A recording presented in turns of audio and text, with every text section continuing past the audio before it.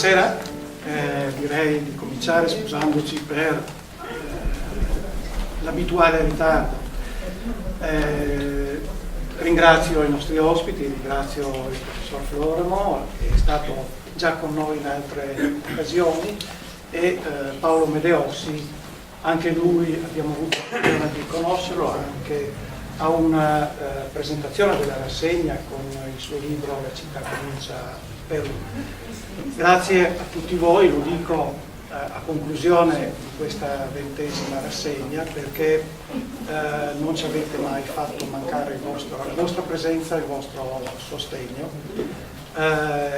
e come grazie ovviamente a tutti quelli che sono stati i nostri ospiti, gli autori e i giornalisti che hanno accompagnato gli autori. Ovviamente il ringraziamento va a tutti quelli che in questa edizione ci sono stati vicini e hanno permesso che anche in questa edizione noi abbiamo toccato sempre più persone. Il giudizio che noi diamo, ma lo dovete dare voi alla fine, è quella di un'edizione riuscita, per presenza, per qualità, e sia nella parte in sala, come questa sera, credetemi, voi andate a vedere tantissime presentazioni di libri e non è facile vedere sempre la presenza che invece noi riscontriamo in sala, quindi sia nelle occasioni in sala ma anche nelle nostre uscite tematiche sempre così apprezzate e che non sempre riescono a contenere le domande che invece sempre ci sono. Quindi grazie a tutti, io mi fermo qua, io spero che voi poi alla fine, come sempre succede, ma con qualche novità, possiate fermarsi con noi, sembra sarà anche con un brindisi un po' sui generis. Un po' diverso dal solito, no? Unisco i ringraziamenti prima di tutto sia per i nostri due ospiti di stasera, sia per la vostra presenza che è sempre molto numerosa, sia qui in sala, sia quando organizziamo appunto le uscite dei sabati. Quest'anno la giornata conclusiva appunto cade di giovedì, abbiamo già esaurito le nostre uscite, ma per questo, complice anche del bel tempo e della stagione estiva che qua sta correndo, abbiamo deciso di trasportare la parte finale, diciamo, delle nostre uscite, l'abbiamo trasportata qua. Infatti vedete una frasca sospetta che abbiamo preso. Dedicata ovviamente. E quindi sì, sarà la conclusione di questa serata, sarà il solito nostro brindisi, un po' diverso dal solito, per salutarci tutti in attesa dell'edizione del prossimo anno, no, sulla quale, nonostante la stagione estiva, sicuramente non ci stiamo riposando, stiamo già lavorando. Bene, grazie. Grazie.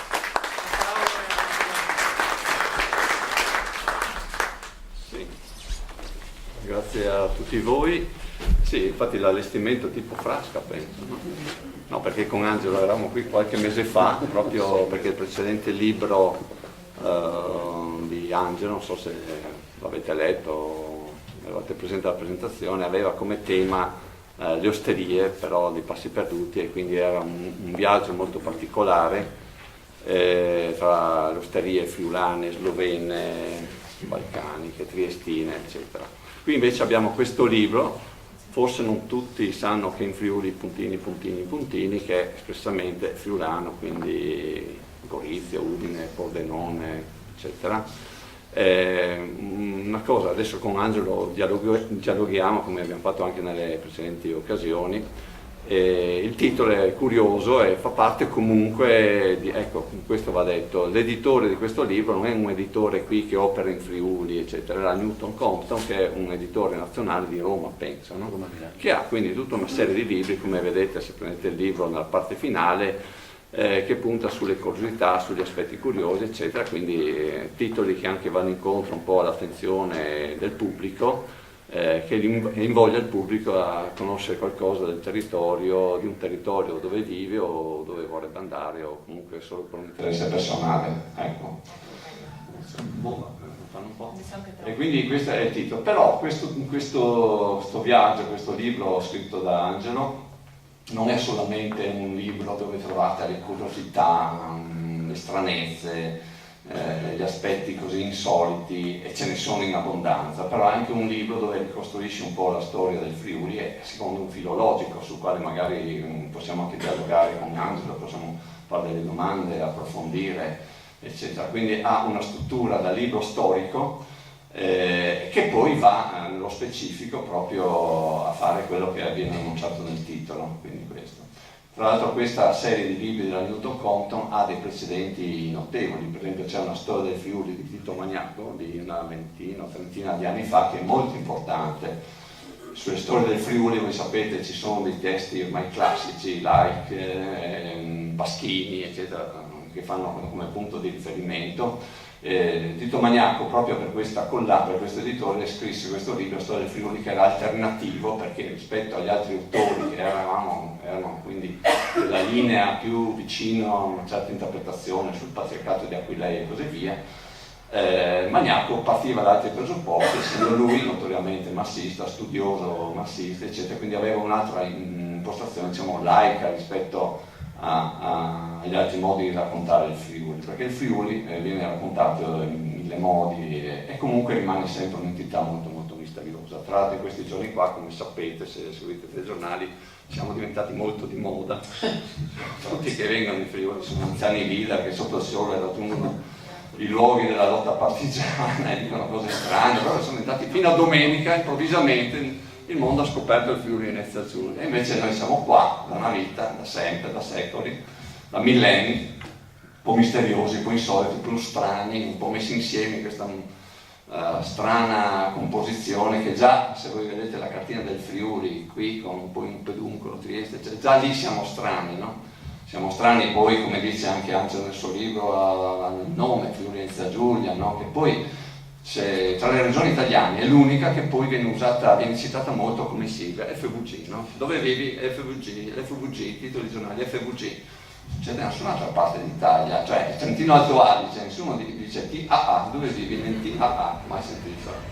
Emilia Romagna, ER, no? Invece Friuli Venezia Giulia, anche i giornali, no? Boh, è lungo, però Friuli Venezia Giulia. Poi ci sono anche personaggi illustri che incorrono in gaff, no? Per esempio l'altro giorno Salvini va a Trieste e dice buongiorno Friulani, buonanotte, no?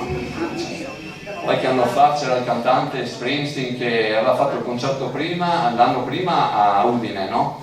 E va lì e dice come vi salutate voi friulani americani? Mandi, no? Allora va lì, mandi Udine. L'anno dopo va a Trieste, dice mandi Trieste. No, è vera questa. Cioè, non pensando che in 70 chilometri cambia la vita, cambia il mondo, cambia la storia, hai dentro Gorizia, hai dentro Cormons, hai dentro Monfalcone, hai dentro tutto. Il Friuli Venezia Giulia, adesso non per renderla il più importante di quello che è, perché ci viviamo noi e siamo così contenti di essere qua, ma è una storia veramente complicatissima, come ben sappiamo. Il libro di Angelo, che parla ovviamente del Friuli, eccetera, sì, ha le curiosità, le cose, su qualcuna magari introduciamo per alleggerire un po' il discorso e poi arriviamo anche al filologico che lo accompagna in questa sua storia. Però bisogna, poi questa è una storia che nessuno ve ne insegna, cioè nessuno ve ne insegna, cioè a scuola nessuno ve ne insegna, devi imparartela da solo, andando dalle rappresentazioni dei libri, avendo un po' di passione, studiando. È una storia misteriosa perché nessuno, no? Io personalmente l'ho un po' imparata perché avendo una certa età e avendo possibilità di conoscere ho partecipato alle serate con Don Gilberto Pressacco, con Renato Iacumi, non capivo, dopo 10 minuti non capivo più niente onestamente. Quando cominciava a raccontarti dei mosaici di Giona, d'Aquileia, era bellissimo, però era un discorso affascinante dove era difficile seguirlo, però sono storie che bisogna metterci tanta passione per conoscerle. Figuriamoci se poi parliamo di Gorizia, qui insomma la conoscete bene tutta questa vicenda. Quindi questi libri qua sono importanti perché ti accompagnano, ti illuminano, ti fanno scattare dei riferimenti e ti mettono in movimento. Per esempio, questo è un po' come premessa, raccontiamo subito due storie, se dopo magari facciamo il discorso. Per esempio Riccardo Cordileone. Adesso non so se avete letto Riccardo, cosa c'entra Riccardo Cordileone? Storia che tutti conoscono. Perché, e tra l'altro leggendo il capitolo sul Riccardo Cordileone ho scoperto una cosa sorprendente di un paese di cui non mi spiegavo mai perché nella pianura friulana esiste Pampaluna, no? E lì scopro, allora, mettete insieme Riccardo Cordileone, le crociate, le Pampaluna, non so se sapete che vicino a Pocenia c'è Pampaluna, tutte queste cose qua. In questo capitolo ecco, qui ovviamente il titolo è Forse non tutti sanno che in Friuli, no? Nessuno sa che in Friuli, per esempio, la vogliamo raccontare la storia di... Certo. Che poi riguarda anche queste zone qui. Sì. Ma grazie a tutti di essere presenti, grazie a Paolo, agli organizzatori, è sempre molto brillante giocare un poco con i libri e con le idee. La storia di Riccardo e del Friuli si intersecano fin da subito. Riccardo, il grande Riccardo, è quello di Robin Hood, per intenderci, quello che va a combattere in terra di crociata e poi a un certo momento scompare, tanto che poi Giovanni senza terra, presentato come il fratello malvagio, prende il potere, lo gestisce in maniera crudele, esorbitante nelle tasse, e il buon Riccardo non torna mai a casa, e se non ritorna mai a casa è un po' colpa nostra, nel senso che pare che in terra di crociata era uomo focoso, Riccardo, non è il buon leone della Walt Disney presentato come, no, il saggio che interviene, era uno che si apriva la strada a colpi d'ascia sul corpo dei nemici, uno che aveva poco ritegno a sbudellare i saraceni, ma era anche uomo di valore, era uno che non disprezzava il fatto di scendere per primo, addirittura quando la nave era ancora in rada, quindi si tuffava in acqua con tanto di armatura e avanzava arrancando, dicendo Dio lo vuole, per andare a liberare le terre di crociata. Ma in una delle sue tante intemperanze ammazza anche il cugino del duca di Carinzia, e il duca di Carinzia gliela segna cristianamente, cioè dice bene, nel momento in cui tu passerai, semmai passerai nelle terre che in qualche maniera io gestisco o controllo, te la faccio pagare. E allora Riccardo si guarda bene dal ritornare per strade usitate e decide di ritornare dalle crociate fino in Inghilterra, passando per una terra che è ovviamente impervia, sconosciuta, misteriosa, ed è proprio il Friuli. L'hanno sfraccata, qual è la terra più misteriosa? Friuli. Da che parte possiamo di là passare senza che se ne accorgano? Perché il ritorno avrebbe dovuto essere quello tradizionale, passavano per la Sicilia, si trovavano in Sicilia, poi Volo Ryanair diretto fino ad arrivare a Roma. Insomma, passa di qua. Passo per il Friuli e lì nessuno si accorge. Tra l'altro gli va anche male, perché pare che la nave l'imbarcazione naufraghi tra Trieste e Marano, non è certo dove, per cui con uno sparuto gruppo di soldati, di armigeri, si mette in viaggio ma travestito da pellegrino, perché c'era il conte di Gorizia che ovviamente era vicinissimo alla casa di Carinzia, alla casa dell'impero, e lui in qualche maniera deve travestirsi da pellegrino, probabilmente fa la strada consueta che lo porta sulle roste del Tagliamento e poi su verso la stazione Alsinano, Gemona e via Benzone, la strada per il mondo transalpino, e passa per il Friuli. Lo beccano, disgraziato, in una stamberga fumosa alle porte di Vienna. Allora io mi sono sempre chiesto, ma insomma, sei un re legittimo che deve ritornare a casa in incognita e vieni scoperto per il modo in cui mangi il pollo. Uno dice, come mangiava il pollo Riccardo Cordileone? Come se lo mangiava? Non Riccardo III, Riccardo Cordileone, come se lo mangiava il pollo? Era usanza della dinastia reale inglese utilizzare delle piccole molle d'oro, chiaramente dorate, a forma di conchiglia, la coquille Saint-Jacques, come proprio la conchiglia del pellegrino, erano come delle mollette. Ovviamente un re non tocca il pollo con le mani, non tocca la carne con le mani. Quindi voi vi immaginate in questa osteria proprio alla Paolo Santonino, no? Fumo denigrata viene rappresentata nelle cronache, quindi tutta ricoperta di fumo, ce la immaginiamo piena di avventori abbastanza loschi, vedono entrare questi personaggi con tanto di veste da pellegrino, e lui chiede il pollo e poi estrae queste mollette d'oro e comincia a si tradisce. Ma ancora peggio, perché finito questo, non avendo di che pagare, si sfila l'anello, questo racconta una delle cronache migliori, con l'emblema della casa reale inglese e chiede di pagare. Un disastro, viene preso prigioniero, viene portato in una torre sperduta e chiedono un riscatto esorbitante. Eleonora d'Aquitania, la mamma, comincia a mettere insieme un po' di denaro, il fratello spera di no, e la leggenda racconta che mentre lui è solo e sconsolato in questa terra d'oltralpe comincia a cantare. Era un trovatore, tra l'altro, era un bravo trovatore, e canta queste canzoni. La mamma era provenzale, Eleonora d'Aquitania, poi aveva questo retaggio provenzale nella cultura, era la figlia di Guglielmo d'Aquitania, uno dei più grandi trovatori, tra l'altro stranissimo, con una storia che si potrebbero anche raccontare, e lui canta durante la notte perché è sconsolato, e fortuna vuole che per quella contrada passi Blondel. Blondel è uno dei più grandi trovatori che ha firmato, oggi potremmo dire, un LP con Riccardo. Soltanto loro due sapevano di questa canzone, e quindi lui, sentendola cantare, dice: lì dentro ci può essere solo che Riccardo d'Inghilterra, Riccardo Vabbè, noi sappiamo solo la storia di Robin Hood, che e noi conosciamo la storia di Robin Hood in confronto a questo. Ma è Pampaluna perché Pampaluna in realtà è Pamplona.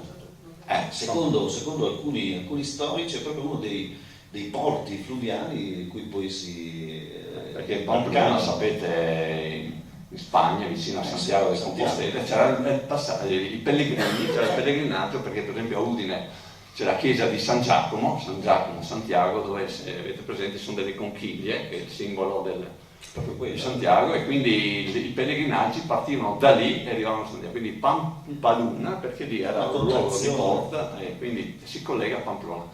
Quindi veramente è sorprendente. Allora, chissà chi conosce gli altri libri di Angela, eccetera, sa che come racconta, come narra, così scrive, con questo fascino e con questa anche abilità di unire elementi apparentemente distanti, eccetera, dentro un racconto che insomma è sempre prodigioso. Poi va aggiunto che Angelo da qualche anno è in stato di grazia, per cui insomma qualsiasi cosa, di grazia, quindi qualsiasi cosa tocchi insomma diventa veramente molto preziosa per tutti noi. Non è vero. Questo sì, è vero, cioè, non sono gli elogi, sai, che si fa quando tu è presentativo, ma è così tuttora.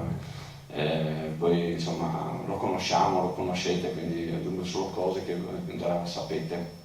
Quindi queste come per introdurci a questo racconto sul Friuli, che poi ha quindi una parte dedicata a curiosità, eccetera. Poi c'è una parte, diciamo, più storica, sia iniziale che poi anche successiva, dove lì appunto ci accompagna attraverso i secoli. Una cosa che mi ha incuriosito è questo, no? Che è come un filo che poi unisce i vari passaggi, quindi il Friuli, poi i Longobardi, i Franchi e tutti quelli che si sono avvicendati, no? Cioè tu dici, a un certo punto noi non siamo friulani in genere, non sono una popolazione abituata solo a farsi comandare, a ordinare, cioè, ha uno spirito suo anche di ribellione, per affermare una propria autonomia. Il discorso autonomia, come sapete, anche in epoche contemporanee è molto molto di moda, no? Tutti evocano questa autonomia quando prima delle elezioni, dopo le elezioni, campa a cavallo, non fa quel che vuole, insomma.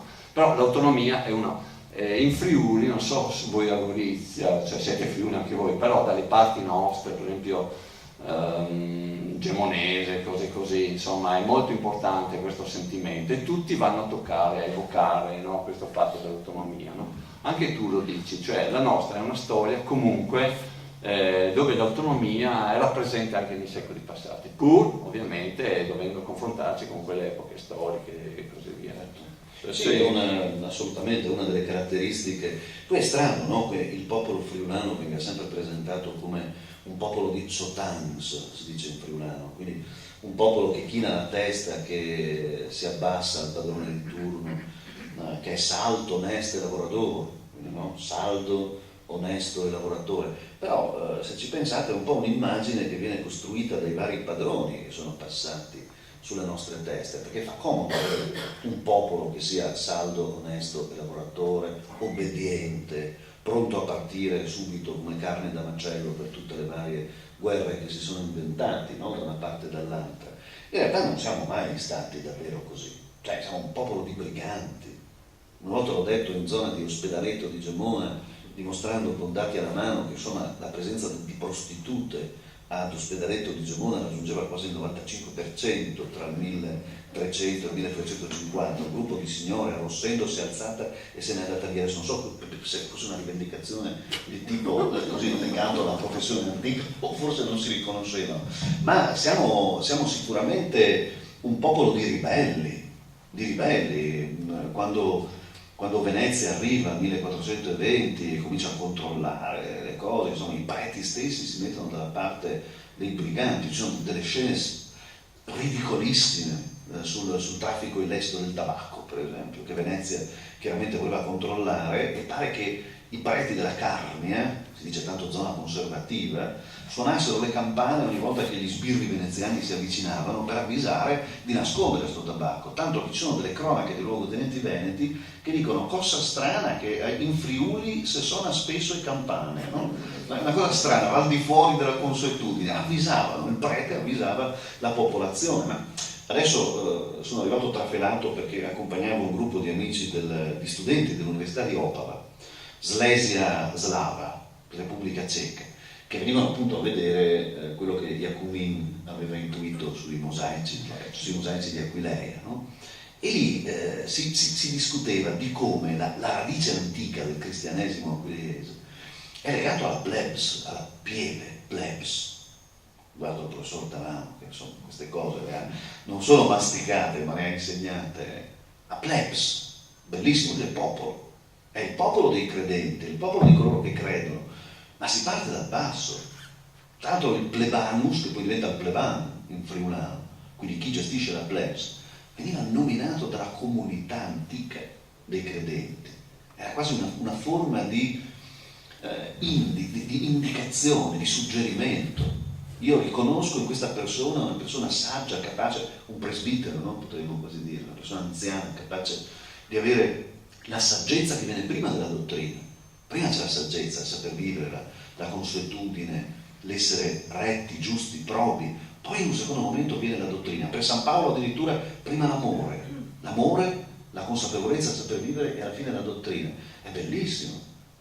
Questo nel mondo clericale. Nel mondo laico la stessa cosa. I quartieri della Carnia, medioevo, in cui la Carnia era suddivisa, erano soggetti ad un capitano che era l'espressione della volontà dei meriga, che erano le persone più anziane delle collettività dei villaggi. Ancora una volta una specie di democrazia rituale dal basso, per cui il capitano della Carnia, i 4 capitani che facevano riferimento al patriarca, erano eletti dalle comunità di villaggio e dai rappresentanti anziani delle comunità di villaggio. Bellissimo. Quindi tu vedi in questo già delle forme di autonomia, però comunque a comandare era sempre qualcun altro, perché insomma il patriarca all'inizio, quando è comunque un uomo di fiducia dell'imperatore, un tedesco, un francese, poi arrivano il patriarcato, quando c'è Venezia arrivano i veneziani. Sì, però comunque queste forme di autonomia, secondo te, come si esprime? Quali erano i limiti e le possibilità? Ma allora, intanto sì, hai ragione, ovviamente erano le classi, come si soleva dire un tempo, egemoni e classi subalterne, però quella classe politica lì era una classe lungimirante, nel senso che il patriarca, penso a Volcher, 1204-1218, grandissimo patriarca di Aquileia, era stato vescovo a Passau, era uomo che nel momento in cui si insedia nel patriarcato di Aquileia porta una rivisitazione culturale dal basso, cioè fortifica la comunità, dando alla comunità una capacità di critica e di azione attraverso la cultura. È grandioso, è quello che porta i Carmina Burana in Friuli, tra l'altro, di cui lui stesso compone alcune parti. Porta nella corte patriarcale il grande Walter von der Vogelweid, quello che ha firmato il Nibelungenlied. Cioè erano classi sociali che avevano un altissimo livello culturale, ma non lo tenevano fermo. Il tedesco sì, però comunque con una grande attenzione. Tedesco, aspetti che slavo. Siamo ovviamente in quell'epoca lì, ma anche poi slavo.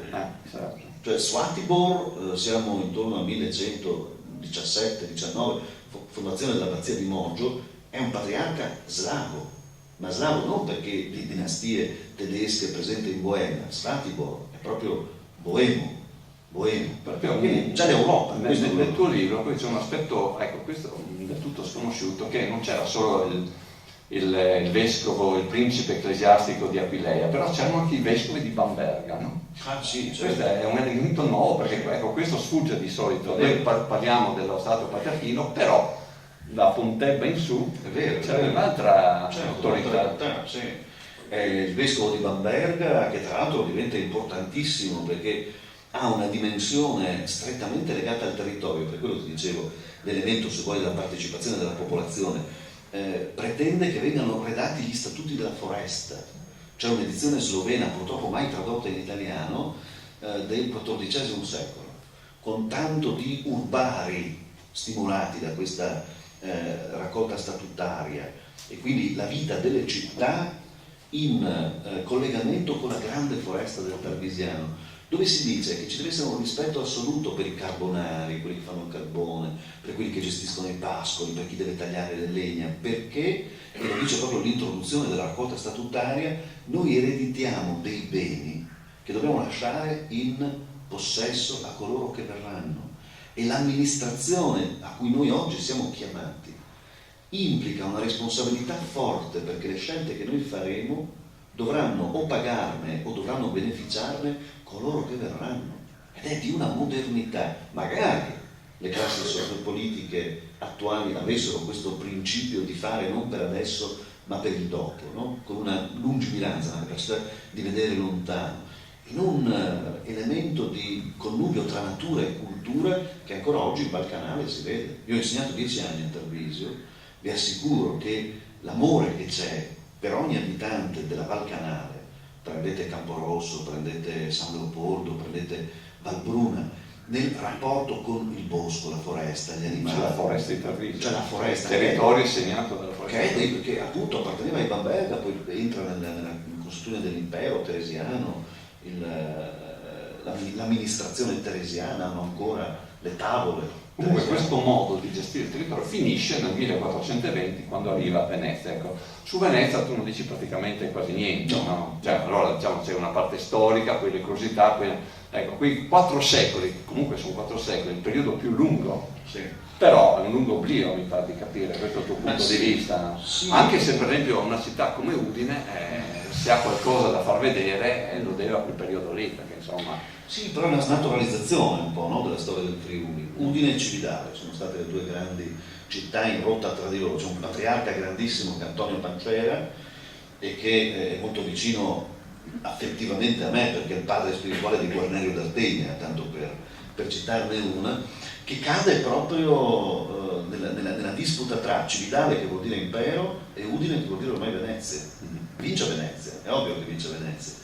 Quello che poi ha fatto Venezia, nel bene e nel male, c'è questo passaggio di consegne, perché Udine, adesso tra l'altro uno dei temi, allora adesso c'è la campagna elettorale anche a Udine, come sapete, che è veramente surreale. A me capita di partecipare ai dibattiti con questi brave persone, per amor di Dio. Abbiamo 592 candidati, 16 liste, però effettivamente strucca. Poi c'è questo grande, che aleggia questo grande fantasma, Udine capitale del Friuli. Nel 2018 ancora ci si interroga, ma siamo o non siamo capitale? Lunghi dibattiti notturni. No, veramente. Tra l'altro Udine diventa capitale del Friuli, per modo di dire. Tra l'altro, allora, Trieste, capoluogo della regione, c'è scritto. Udine lo è solo nello statuto, quindi è un fatto onorifico, simbolico, che devi confermare nella prassi. Nelle cose che fai di giorno in giorno, altrimenti nessuno viene lì a dirti sì, sei la capitale del Friuli. Vabbè. Comunque lo diventa esattamente, come ho letto nel tuo libro, 8 secoli fa, grazie o per causa, per colpa, eccetera, del solito terremoto di turno, perché sennò il patriarca stava a Cividale. Il terremoto gli butta giù il palazzo, e quello guarda attorno e dice boh, andiamo a Udine, no? Sì. Tra l'altro il patriarca, che è un tipo molto attivo, per sollevare la vicenda di Udine fa una roba semplicissima, molto, potrebbe essere fatta anche, cioè crea il mercato vecchio. Che cosa fa? Non fa pagare le tasse a chi? Quindi è una cosa moderna. Duty free, sì, esatto. Quindi Udine e Cividale, no? Quindi questo rapporto che poi non ha mai funzionato, tuttora non funziona, no? No, anche perché poi Cividale vuol dire comunque plurilinguismo, perché Cividale vuol dire anche mondo slavo, forte, con una consapevolezza importante anche di un ruolo, insomma, quelli che arrivavano con Amboino non erano mica soltanto i Longobardi c'era anche terra sclavorum, no? Paolo Diacono stesso dice che quando ritorna questo suo antenato scappando dalla prigionia si trova in una capanna di gente slava, si erano portati dietro e Cividale ha sempre riconosciuto, anche se ultimamente glielo negano sulla carta d'identità, il bilinguismo, no? Cosa di qualche giorno fa, ma ha sempre riconosciuto questa presenza del suo retroterra. Udine, se ci pensate, non è un retroterra. Cioè, Udine è una piazza... Abbia Mercato Vecchio, sì, ma tra l'altro... Cioè, noi siamo tutti bene, affettuosamente stretti. E con una piazza che si chiamava Spela e Milani, cioè Spela Contadino. Sì, c'è il cartello ancora, Spela e Milani.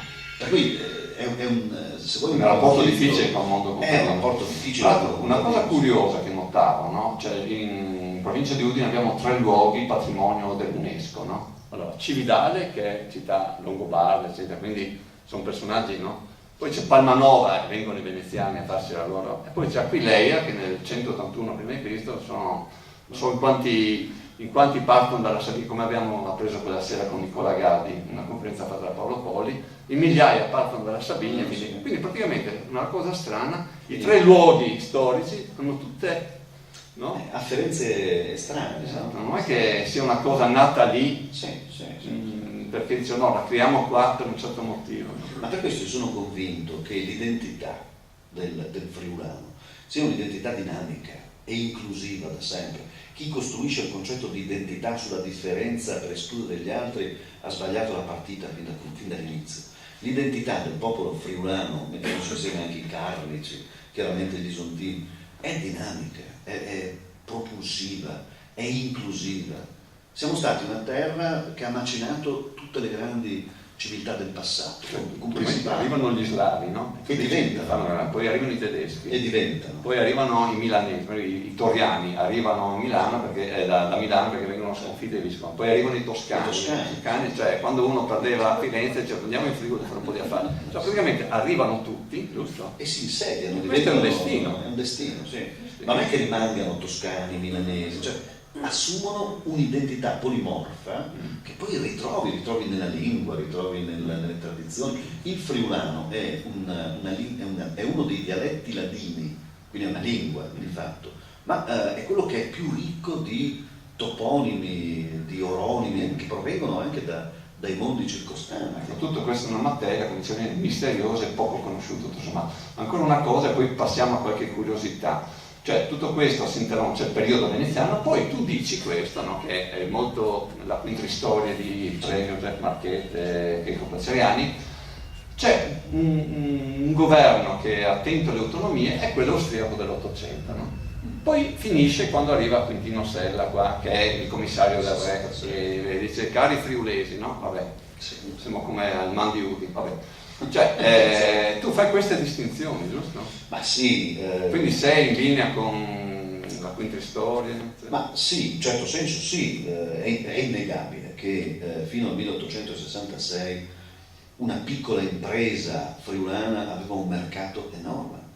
Cioè voi immaginate uno che ha 4 mattoni da tirare su, che poi è uno degli elementi tipici della cultura friulana, no? Una piccola impresa artigianale. Prima del 1866 passa da Praga a Cracovia, a Zagabria, a Lubiana ed è casa sua. Sono i grandi costruttori, sono i grandi costruttori che costruiscono il Verterzé. Certo, il Vorarlberg, i Cecconi, no? Ma sono a casa loro, mica devono esportarsi come maestranze estere, fanno parte dei popoli dell'impero. Quando arriva il 1866 Quintino Sella, insomma, trattato di Cormous, quelli che stanno di là continuano, Gorizia continua. Quelli che stanno di qua cominciano a preparare le valigie. Inizia la triste migranza perché non c'è più lavoro. Tra l'altro, e questo è importante anche sottolinearlo, con una azione profondamente snazionalizzante del Regno d'Italia, che non è solo del fascismo. Il fascismo non è un cancro, perfeziona purtroppo un atteggiamento che è sempre stato di quel tipo lì. Lo sanno benissimo gli abitanti delle valli dell'Adesione, i zedarmazzi, i preti che continuavano la loro predicazione in lingua slovena, la triste storia che ebbero negli anni immediatamente successivi al 1866, prevaricazioni, situazioni però la gravissime. filologica prospera. Ma perché la filologica fu Friulana. spesso, Mussolini non era uno sciocco, sviluppò determinate politiche territoriali. L'importante era che fossero abbastanza domesticate. Loische Bratus è un nome che vuol dire qualcosa a Gorizia, vuol dire qualcosa a Gorizia, un prete che per aver cantato la messa di Natale in sloveno è costretto a bersi l'olio della macchina, del camion, l'olio esausto, e mentre muore in ospedale i suoi parrocchiani gli cantano fuori dalla finestra le canzoni slovene, in sloveno, scappando quando arrivano i signori con i manganelli e l'olio di ricino. Cioè è una resistenza, quando si parla di identità, che va sottolineata anche da questo punto di vista territoriale. Non è solo il friulano, ripeto, il patriarcato era, ed è stato un momento cardine della storia del Friuli, era un patriarcato latino, germanico e slavo. Volerlo negare, voler cancellare tutta questa storia è un crimine, ed è un crimine che si è avverato su persone che poi sono anche morte per il semplice fatto di aver avuto il coraggio di esprimersi nella lingua della propria madre. Ed è un'aberrazione, perché nei secoli precedenti questo non è mai successo, era normale che questo fosse possibile. Senti, tra i territori che tu citi, questa è un po' una cornice storica, no? Sì. Poi arriviamo ai giorni nostri, eccetera. Però mi ha colpito questo capitolo dedicato a una zona che, insomma, anche noi in provincia di non è che la conosciamo, la Val d'Arzino, no? Cioè, chi va mai in Val d'Arzino? Non so se è mai andato. Sì, una signora là, Castello di Penungo. No. Come mai un capitolo specifico sulla Val d'Arzino, che è un luogo misterioso anche per gli stessi, anche per noi, insomma, no? Perché è una terra, a parte il fatto che naturalisticamente parlando è di una bellezza incontaminata, è una terra selvaggia. Se uno vuole assaggiare in Friuli, come si chiama oggi di moda, la wilderness, no? L'elemento del selvatico, del selvaggio, vada in Val d'Arzino, perché è una terra che non può essere addomesticata, in quanto c'è una piccola strada che è poco più di una mulattiera, e poi c'è una forra, che è la forra dell'Arzino, che l'Arzino ha scavato in milioni di anni, ed è una forra che fa paura, perché è una gola profonda, è un canyon, e sotto voi vedete la meraviglia di un fiume che ha delle acque che sono di ghiaccio, che sono limpidissime, che vanno dall'azzurro chiaro chiaro al verde a seconda della vegetazione che ci sta sopra, trote di ogni bontà, meraviglia. Ancora cucinate nelle locande di passo come si cucinavano 200 anni fa, semplicemente sulla gratella con un po' di spezie, un po' di condimento e niente più. Cioè una tradizione alimentare che è pari alla ruvidità degli abitanti, ma quello era il famoso Troipe Chiarnie, venne chiamato così da un prete studioso, tra l'altro guidava gli archivi capitolari di Udine, Don Guglielmo Biasutti, che da bravo linguista aveva scoperto che nella zona carnica di Enemonzo, Intermontes, no? Di Enemonzo, Intermontes, terra circondata dalle montagne dove si portavano sulle bestie alla pastura in estate, e la zona di Forgaria, il friulano è identico, è lo stesso, parlano lo stesso friulano. Perché? Perché quella valle dell'Arzino era proprio il passaggio, ed era un passaggio fin dai tempi della protostoria, cioè i grandi signori che arrivavano dalle steppe eurasiatiche, che eressero tumuli nella media bassa pianura friulana, nella zona delle risorgive, controllavano la zona dell'acqua e poi i pascoli passando per la Val d'Arzino, e lì si sono combattute battaglie incredibili, epocali, fino a qualche giorno fa. Lì e nei meandri, a San Francesco combatteva per esempio il battaglione Stalin. Sono cose che non si ricordano, non si riconoscono. Cioè quei soldati dell'Armata Rossa, che essendo rimasti al di là delle linee nemiche, ormai erano condannati a morte da Stalin, perché noi sappiamo che Stalin condannava a morte tutti i soldati che o si arrendevano o si trovavano dall'altra parte, pur essendo bravissimi soldati. E immaginate voi per quali vie incredibili si sono poi ritrovati in terra friulana a combattere con i partigiani, chiaramente della brigata Garibaldi, e molti di loro sono morti, negletti, dimenticati. Ce n'è uno solo che mi piace ricordare, non è proprio Val d'Arzino, ma muore sulla Sella San Francesco, quindi proprio nell'ultimo scollinamento della Val d'Arzino, lo portano fino a Clausetto, si trova il comandante Danil, e lo seppelliscono fuori dal cimitero perché il prete non dà il permesso che un sovietico venga seppellito in terra consacrata. Perché ve lo racconto? Per la viscosità della storia. Oggi, ogni 9 maggio, che è la festa della grande guerra patriottica, come la chiamano i russi, le badanti in terra friulana, che provengono da tutte le ex repubbliche sovietiche, il 9 maggio si trovano di fronte alla tomba di quel partigiano russo e gli portano un fiore. E io lo trovo commovente, perché lontane, sradicate dalla loro terra, senza la possibilità di passare una domenica se non in quei capannelli che ogni tanto vediamo, no? Parlando tra di loro, lì il 9 maggio loro vanno a celebrare un pezzettino di storia loro, che però è anche un pezzettino di storia nostra, perché sto tizio qua è morto comunque perché non ci fosse il terzo Reich qua. Bisogna anche essere sicuri e chiari di questo, no? D'altra parte c'era il Gauleiter di Klagenfurt e la visiera di San Saba. Sto qua, luce e ombra, chiaramente, nessuno dice niente, il 25 aprile l'abbiamo appena celebrato, ma sto qua è morto anche perché la nostra Costituzione, che io credo continui ad essere la più bella Costituzione del mondo, potesse essere attuata. Questo è anche Valdarzino, oltre ad un formaggio salato che è la terza prova dell'esistenza di Dio. Cioè, se voi assaggiate il formaggio salato da Valdarzino con la polenta appena scodellata, il formaggio di Asin veramente è un cantico di lode. Mi permetto di aggiungere, visto se andate lì, fate una gita domenica a tutti che se diamo appuntamento seduti lì, andate a vedere questa apparizione che è il castello, no?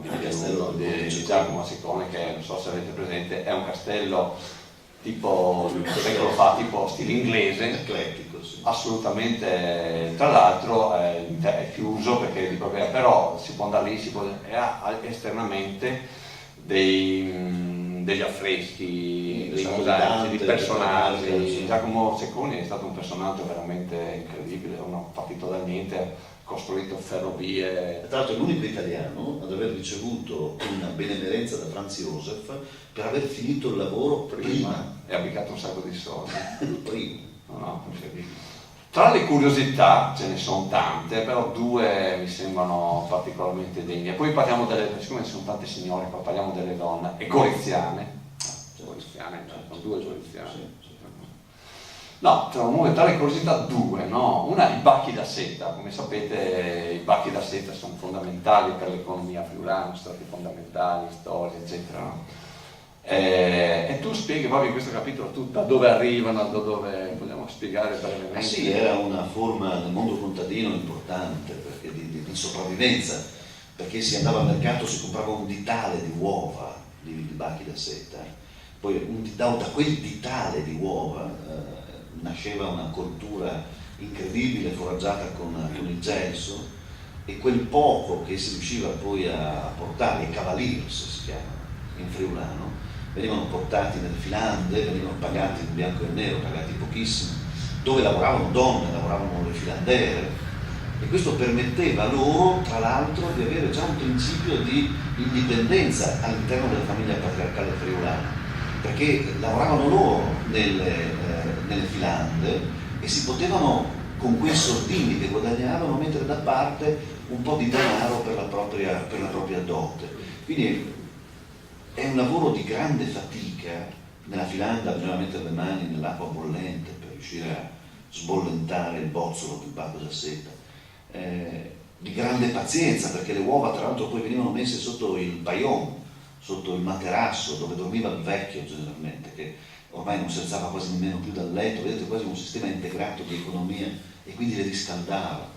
E a me commuove un po' l'idea che le belle ragazze di Vienna, le belle signore di Vienna indossassero delle calze di seta, che poi in qualche modo avevano contribuito anche a realizzare le mani ben più callose, ben più proletarie delle nostre donne, che avevano una vita un po' più dura delle ragazze che giravano verso Santo Stefano. E poi tra le curiosità trovate la polenta, il maiale, il tabacco, il vino, il mosaico, la contea di Gorizia, però c'è questa, la credenza. Finalmente ho capito perché chiamiamo la credenza, tutti sanno, no, i ragazzi, però noi non sappiamo la credenza di quale credenza. Perché la credenza? È un nome antico, la credenza, sì, ha a che vedere con il concetto di creanza. Avete mai sentito dire alla lasata, in friulano diciamo così noi, quando uno non mangia tutto dice alla lasata la creancia. è un bellissimo. No? Quello che avanzava, la creanza, veniva tesaurizzato, mica si buttava via, e veniva posto in un luogo che era appunto definito la crodince, il crance, cioè il luogo in cui tu credi perché dai fiducia al resto della famiglia, metti quel poco che avanza, che nessuno toccherà mai e che servirà in momenti di magra. Era già la vita una magra di per sé, ma quello è un luogo che è inattingibile, se non dal padrone di casa, non dal barone, non dal patriarca, ma dalla donna di casa. Ecco un altro mito da sfatare, no? Il fatto che fosse l'uomo, la cultura patriarcale, la cultura forte nel Friuli. La donna ha un valore incredibilmente importante. Il Friuli è un matriarcato, non un patriarcato. Il patriarcato dal punto di vista della storia, ma chi comandava a casa era la sapienza femminile, perché erano loro che, ma non solo perché vedevano la casa, sono, Siamo al presente, saranno anche al futuro. Sì, io poi vivo circondato da un matriarcato nato, quindi non potrei fare altro che parlare bene. Possiamo anche, se vuoi, citare il luogo di origine di tua moglie, che è un luogo che qui viene no? Mia moglie ha radici di Pradumbli, tra l'altro Valpesalina.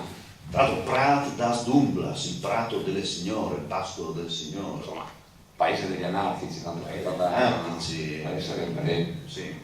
è gestito dalle suore di Santa Maria in Valle di Cividale, il monastero che aveva diritti lì, forse più dai tempi di Piltrude, la madre dei 3 grandi donatori dell'abbazia sestense, cioè è un mondo che si dipana in tutta la sua... Comunque tu a questo matriarcato dedichi un lungo capitolo a quelle donne, no? Sì. Ecco, cioè, però la cosa che... come mai la scelta? Cioè, tutte donne particolari, anticonformiste, ribelli, insomma addirittura le monache ribelli, cioè, anche lì, no? Cioè, questo sentimento di autonomia friulana si esprime attraverso queste figure femminili. Sì, c'è un capitolo che si chiama proprio Feminis, donne, Feminis, femmine. Tanto, ogni tanto mi capita di spiegare ai ragazzi l'etimologia di femmina in latino, da cui rimane anche in friulano un termine femmine, no? Non è la mia sposa in friulano, è la femmine, la mia femmina. Fe è la radice legata alla fecunditas, alla fertilità. Ha a che vedere con femore. Se voi guardate i femori delle donne, ovviamente devono avere un bacino più largo perché devono sostenere una gravidanza, quindi la donna è identificata con la sua forma, da anfora, bellissima, no? Anche quando si fa il gesto della bellezza muliebre, no? Si fa così, perché il fianco, fetus, cioè coloro che nascono, ciò che nasce, fe come femmina, felicitas, bellissimo, ha la stessa etimologia, fetor, puzza, uno dice, no, c'è una cosa che stona, no? Ce lo spiegano gli antropologi comparativisti, quando le donne ancora oggi in alcune civiltà tribali partoriscono spingendo in piedi appoggiate ad un tronco, e quindi è ovvio che il bambino, il piccolo feto, no? Quando poi nasca nel liquame delle feci, da cui poi il fatto che questo è un atto di sacralità infinita, perché io ricordo mio bisnonno che quando metteva il seme nella terra ci metteva un po' di letame, e letamen vuol dire felicità in latino, alle volte ce ne dimentichiamo. Letamen è la gioia, è la felicità, e questo che fa parte di una radice profonda contadina, ce lo dimentichiamo perché storciamo un po' il naso, ci dimentichiamo che siamo fatti di humus, siamo umani per quello, humus, siamo fatti di terra, e l'odore della terra, per quanto sia un odore spesso stercorario, è molto meglio di tante signorili puzze che sentiamo nella vita quotidiana e che in realtà sono davvero insopportabili. Ecco, allora come si fa a non dedicare un capitolo alla femmina, agli feminis, che sono sempre ribelli, sono sempre forti, sono sempre coraggiose, dalle donne partigiane della Repubblica di Carnia fino ad arrivare, adesso appunto ero ad Aquileia, gli ho fatto vedere a questi ragazzini la bellissima Bassilla è una donna di cui innamorarsi, era una circense aquileiese del III secolo d.C. che muore in scena, pensate voi, cioè muore sulla scena, e l'uomo che la ama le dedica in greco un'epigrafe in cui a sbalzo c'è anche il suo volto, paffutella con la scriminatura in mezzo, con i capelli raccolti, è meraviglioso. E visto che noi friulani abbiamo un po' questo modo di riderci addosso anche nelle cose che sono tristi, non è vero che siamo dei piagnoni, no? Ogni tanto Rumiz scherzando con me dice ma che avevi solo del piangere, no? Siete solo non è friulano anche lui. E con le Rumiz. Ma ma poi ha sposato l'elemento della triestinità. no. ma abbiamo questa capacità di ridere anche nel pianto. Lui ride in questo modo, nella lapide, nell'iscrizione lui dice cara, tradotto adesso traduco, cara Bassilla, lei è morta sulla scena, dice molte volte hai interpretato ad applauso la morte in scena, ma mai come oggi sei stata così tanto credibile. Mai. Ed è un modo tenerissimo. Senti, un omaggio alle femminis goriziane. Tu citi 2 casi, Caterina Luzzato, com'è? No? Sì, No, magari se non li conosco, e poi Luisa Morassi Bernardi. sì, siamo nel mondo della Gorizia intellettuale importante. Tra l'altro la Luzzato legata ad una famiglia ebraica, anche sappiamo quanto la sepolta sì nel cimitero che sta dall'altra parte sì, del confine.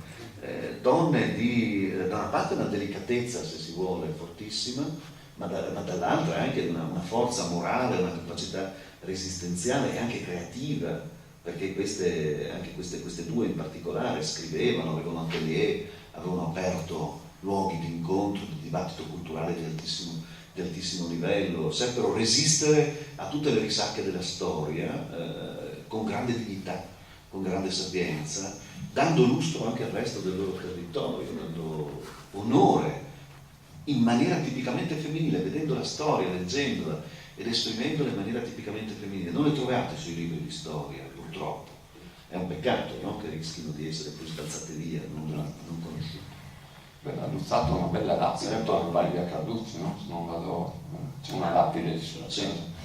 Allora, abbiamo detto tutto questo, poi c'è ovviamente la parte sapori, gusto, e qui andiamo via sul velluto, perché passiamo dal formaggio di Muris di Ragogna, il prosciutto di San Daniele. Ecco, tu sei di San Daniele, no? San Danielese. Sì. Parliamo del prosciutto di San Daniele. Ma cioè, sì, potrei essere la madrina. Tra l'altro una volta avevo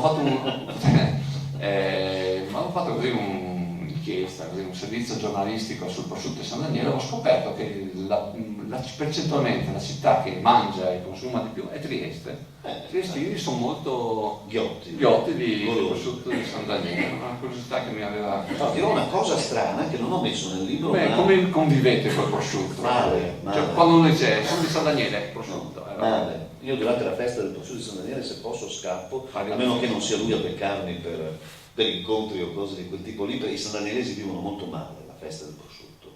Come Udine nel Friuli Doc, per esempio, ma anche perché Friuli Doc sono tutti che scappano. Sì, ma anche perché se voi volete gustarvi davvero il prosciutto di San Daniele dovete venire in un giorno imprecisato dell'anno. Va bene, quando veniamo a San Daniele siamo subito appuntamento. Ma no, cioè dovete godere intanto della tranquillità.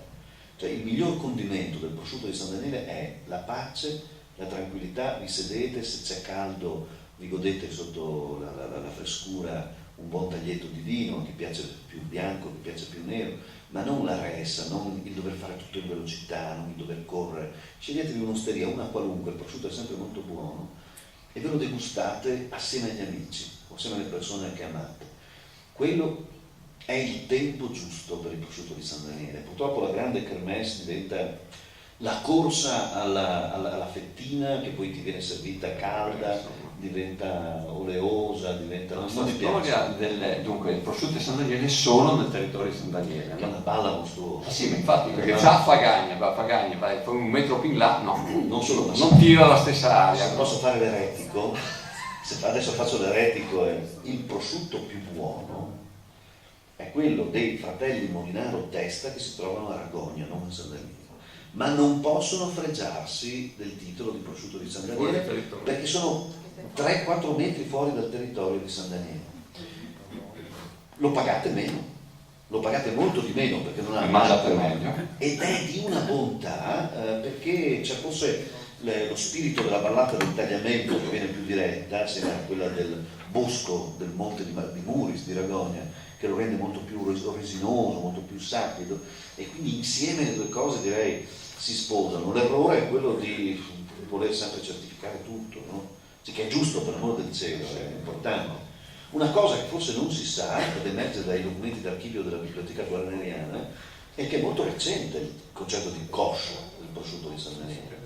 Cioè, anticamente i patriarchi si facevano pagare con le spalle dei porchi, cioè il parsutto, come veniva chiamato, del Santo Daniello, era la spalla, perché essendo maiali allevati allo stato brado, erano dei piccoli cinghialetti, avevano ovviamente la coscia molto magra, perché correvano, una struttura quasi da cinghiale. Il cinghiale non ha coscia poderosa, quella comincia ad essere tipica alla fine dell'Ottocento, quando si comincia a tenere il maiale nel chiotto, all'ingrasso, no? Perché deve rendere tanto e soprattutto tanto grasso, ma per tutto il tempo del Medioevo, fino ad arrivare al 1700 inoltrato, è la spalla, ed è una spalla bella, muscolosa, tonica, no? Possente, per cui con meno grasso e con una carne rossa sapida e asciutta, molto buona, molto simile al prosciutto Cassolino, se volete fare un confronto in questo senso.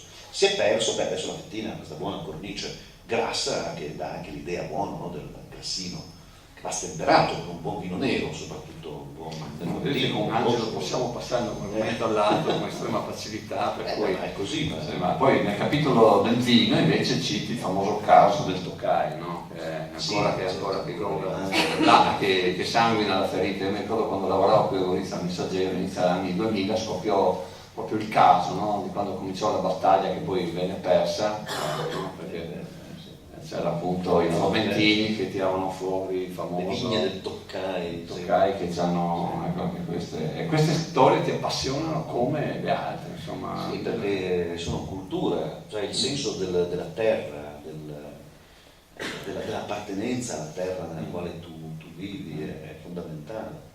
Devi sapere, quando le mie bambine erano piccole, a me piaceva fare la pasta in casa. Anche quello fai? Mi piace veramente? Mi piace la pasta in casa. Anche quello mi piace tantissimo. Però fa parte del senso del tempo sospeso della domenica, quando non hai nessun problema se non quello di, senza macchine impastatrici, è solo la forza brutta della pancia che spinge sulla pasta. E il gioco era quello di partire da quello che si trovava sul tavolo, l'olio, le uova, la pasta, il grano, e andare indietro e inventarsi le storie. Quindi le uova, le galline, le faine che avevano attentato alla decenza della gallina, l'acqua fresca presa in qualche buon fiume, insomma il grano che è già salato per la fatica del lavoro. E tutto questo adesso è qui e diventa pasta che poi viene condivisa con la famiglia. È cultura. C'è una lezione una volta bellissima fatta dal professor Giampaolo Gri, sulla casa resiana. A me quella lezione è rimasta sempre impressa. Gri ha dimostrato che partendo dalla casa della Val Resia tu potresti tornare indietro, i sassi, il legno, la tipologia della cantina, e scopri il territorio della Val Resia. Cioè la casa è un riassunto del territorio. E così quello che vive dentro la casa, quello che arriva nel piatto, è un condensato della tua appartenenza ad una terra. Ecco perché si è privilegiati quando gli amici ci aprono la loro casa e ci fanno sedere a tavola e ci fanno da mangiare, perché è come se ci permettessero di condividere con loro una parte del loro vissuto, senza guardare l'orologio, senza badare al tempo, che è sempre più raro di questi questo entusiasmo che ci trasmette parlando Angelo, ovviamente lo trovate nel libro, eccetera. Avviandoci forse alla conclusione, arriviamo proprio anche all'ultimo capitolo, no? Cioè, detto tutto questo, ho parlato del passato, le cose, gli aspetti, i personaggi, le vie, i sapori. L'ultimo capitolo simbolicamente viene intitolato "E oggi?" punto di domanda, cioè? Oggi è la grande sfida, perché la storia non può essere... Diceva il mio vecchio professore di filosofia, la storia è gianotica, e non riuscivo a capire, gianotica, non si dice gianotica, no, gianotica, ignorante. Cioè, come il Diogiano, no? Un occhio che guarda al passato e l'altro occhio deve guardare davanti, se no diventa feticismo. Guai a fare la storia soltanto perché ci innamoriamo di quello che ormai è passato. Noi dobbiamo pensare che ci saranno friulani domani, e io sono più che convinto, ma straordinario, per il mestiere che faccio, perché in classe mia ho cognomi che vanno da Khaled, Mustafa fino ad arrivare a Djordjevic, che la vera grande sfida è proprio questa. Se davvero noi siamo sempre stati inclusivi come storia, perderemmo la scommessa se chiudessimo le porte, se non fossimo convinti che chiunque venga, dovunque sia nato, può a buon diritto diventare friulano. Essendo storto di pensiero una volta in una commemorazione ufficiale in regione, commemorazione di Prebebo Marchet, che poi appunto è stato citato ed è anche il personaggio a cui è intitolata la scuola in cui io insegno, la scuola superiore in cui insegno a Gemona, tutte le relazioni erano state tenute in friulano, ovviamente, in regione. E io ero stato invitato con una mia classe e io ho chiesto ad un mio studente di fare una relazione, soltanto che il mio studente che fece la relazione si chiama ancora, perché si diploma quest'anno, Jing Wang Ming, e la relazione l'ha fatta in cinese. Ovviamente ha creato tutto un subbuglio, una serie di borbotti, gente che si guardava come dire: ma che cosa? Finita la relazione in cinese, non roba lunga, 5 minuti di saluto, alla fine Jing Wang Ming ha detto: beh, Ziorus, e come o continui in lingue furlane, perché la imparate, mi piace fevelare e hai una certa anche capacità di fevelare. Se sono contento quando continuare a cinese. E credo che questa sia la migliore risposta, la migliore, perché avere una lingua, la lingua è la più come potremmo definirla, disradicata delle tradizioni, cioè la radice è sempre esclusiva, è vero, perché la radice non si muove, ma la memoria è condivisibile, la lingua è il condensato della cultura che può passare da un labbro all'altro, e così come le labbra si possono baciare, e nascono tantissimi matrimoni meravigliosamente misti, si possono baciare tra di loro anche le lingue. Uno che parla in friulano alla fine pensa in friulano e diventa friulano senza perdere quello che è. E io questo lo trovo bellissimo, trovo il miglior augurio che possiamo fare alla nostra terra. Non moriremo se saremo capaci di accogliere gli altri. Ultimissima cosa, dopo se avete qualche curiosità, qualcosa, no? Abbiamo ancora qualche minuto, cioè, sì, ancora avanti. No, l'idea di questo libro, siccome come dicevo all'inizio, proprio non è un editore che opera sul territorio friulano, è un editore nazionale che ha questa sua linea di libri dedicati alle varie regioni, no? Com'è nata? Cioè, è stato libero di strutturarlo, di idearlo? Sì, cioè loro mi hanno contattato, io ero molto incerto perché a me piace masticare la pagina dell'editore locale, mi sento a casa, no? Però l'idea che un editore che comunque avesse una bella distribuzione in Italia chiedesse di scrivere qualcosa sul Friuli mi attirava, da insegnante mi attirava, perché veramente mi rendo conto che nei libri dei programmi ministeriali la nostra storia è completamente negletta. Io adesso da anni non frequento più, siamo citati, la guerra prima. Cioè, il Ministero della Pubblica Istruzione, anzi il MIUR, 3 anni fa fece uno scandalo incredibile perché in alcune dispense che mise a disposizione degli studenti che dovevano fare l'esame di Stato parlò di Lubiana come provincia del Friuli Venezia Giulia. È rimasta un dietro. Sì. Nel 1941 in effetti non era la provincia, no? Però e questo veniva dal Ministero della Pubblica Istruzione. È vero. Ti posso trovare, avete visto la cartina geografica del Friuli che è uscita qualche mese fa ad uso delle scuole elementari? Ma adesso dopo queste elezioni siamo più famosi, dai. Sì, adesso praticamente Friuli. Probabilmente sì. Classico quando vai a Roma e ti dicono: noi sei Friuli, ma avete tanta neve. Lasciamo la mattina. Le proiezioni sgorloniane. Che strani che siamo, no? Senti, ma il più usuale Gorizia, cos'è per te Gorizia? Gorizia per me era... Dove cosa mangia Gorizia? Cosa bevi a Gorizia? Allora, intanto bevo nostalgia, perché bevo nostalgia. Mio papà è nato a pochi chilometri dall'altra parte, nella zona di Komen, Sfeto, quindi ogni volta che si andava a Sfeto si passava per Casarossa e poi si andava dall'altra parte.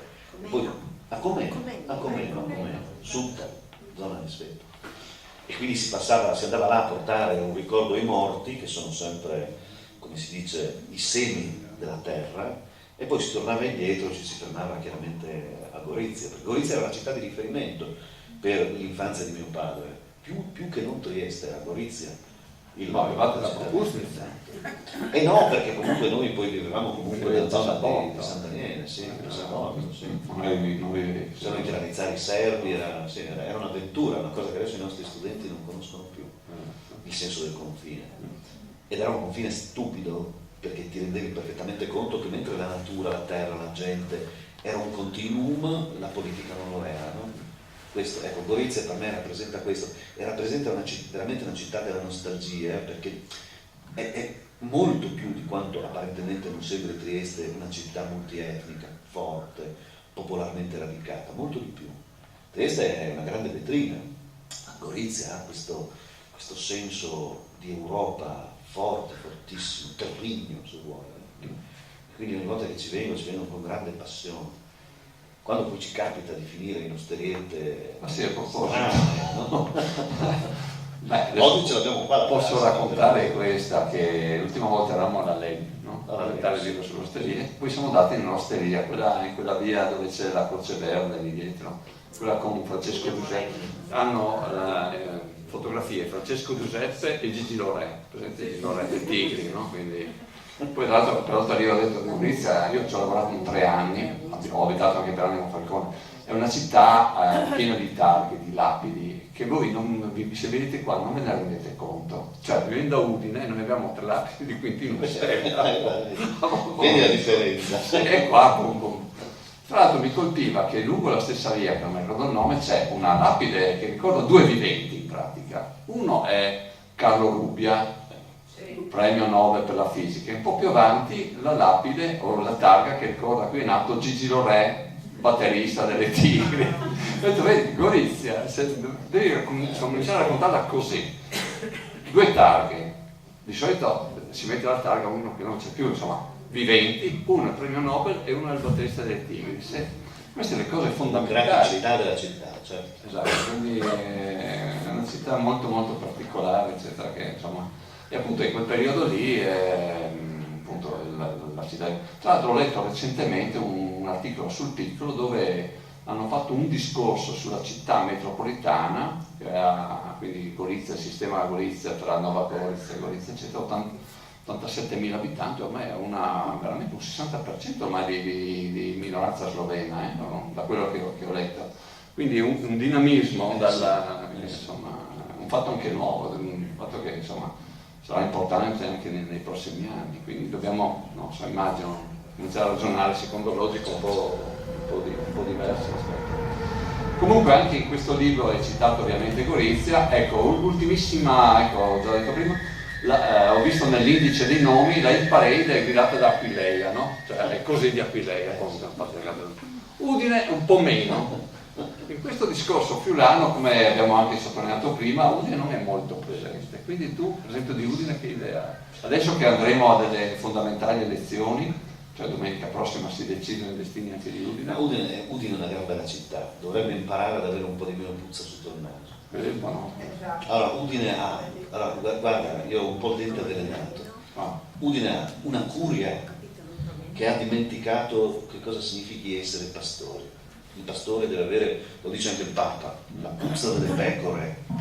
E invece buona parte dei preti friulani non mi invita più alle conferenze perché spesso dico queste cose, ma è una curia algida, fredda, con un seminario che sforna degli impiegati, non dei preti.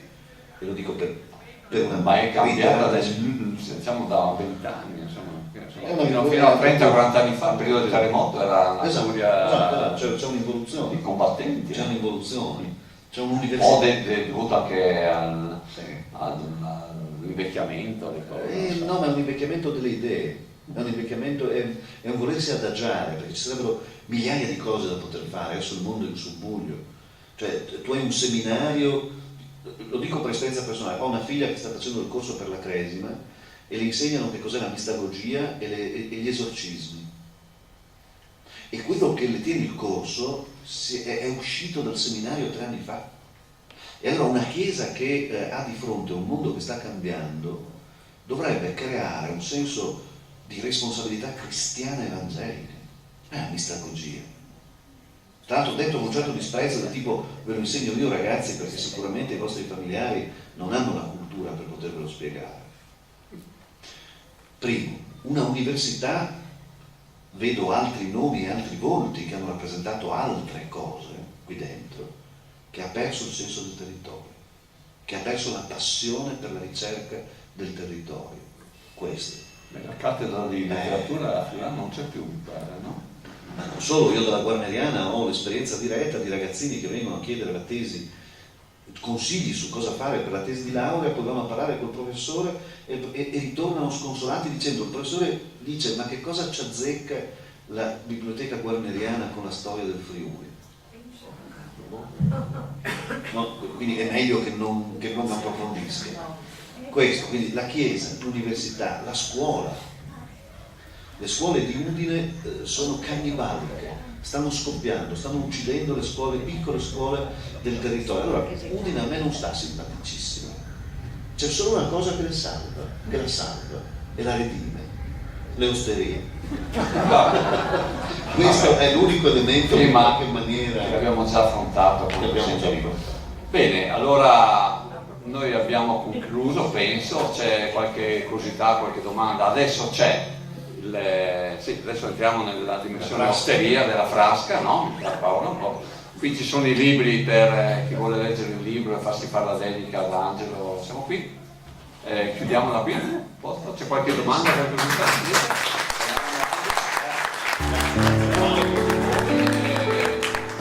Grazie appunto al 1803 che chiude qui stasera la rassegna, siamo ben contenti di essere qui. Grazie.